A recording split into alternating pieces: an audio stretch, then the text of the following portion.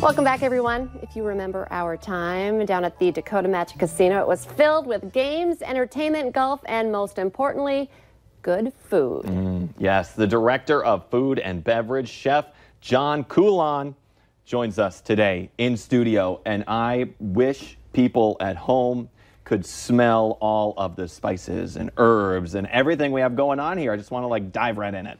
Absolutely, absolutely. We're working on putting things together that are made from scratch. We're doing as much as we can to the moment, and we're going to play with a couple of items that'll help you guys out at home. Okay, so we talked about you have a really new, awesome menu at the casino now, and this is something you're going to help us make today that we can try at home, but it's probably going to be better at your restaurant. But so what is it that we're making today? We're actually making a Cajun andouille pasta.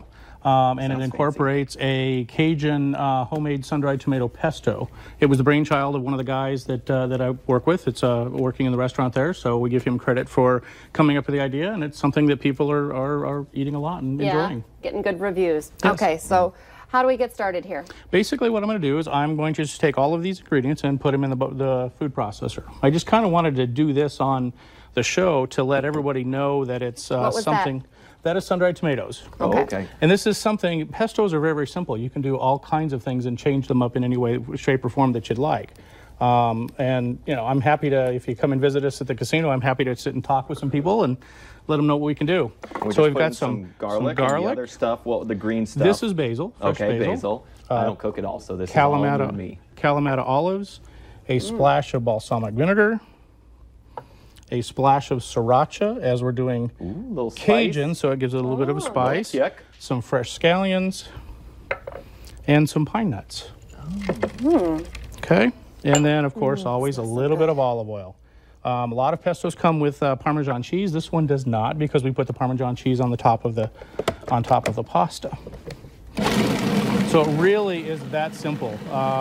I have recipes for a homemade cilantro pesto. I have recipes for a standard basil pesto. There's all kinds of fun things that you can make and just play with things.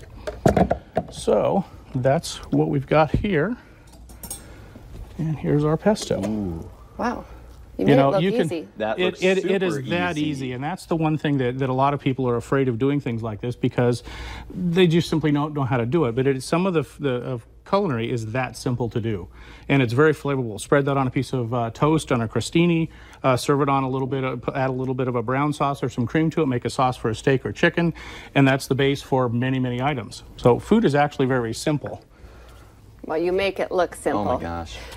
So talk a little bit more about these ingredients. I mean, this is what you're going to get at your restaurant. Any substitutions that you could throw in there for?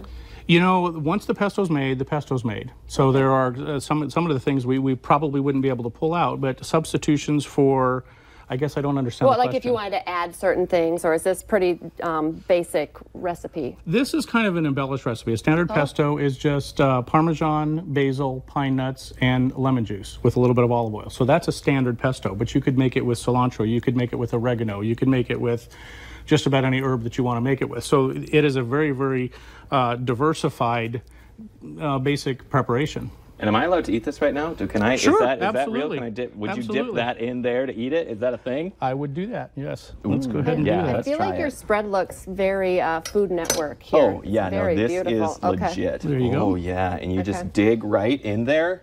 Yep. It smells delicious. It smells so good. I can't believe how fast that was. And if you make this, I feel like at home, or decide to go down and get it too, you're going to impress people when that comes right out. You know what I mean? Like if you're taking someone on a date, you're going down there, you order this, and it comes out like, I'm impressed. I'm wowed. This is pretty great. We have a great time.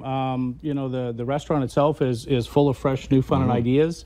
It's something that we're trying to create a destination and an overall experience at the casino. So the gaming is awesome.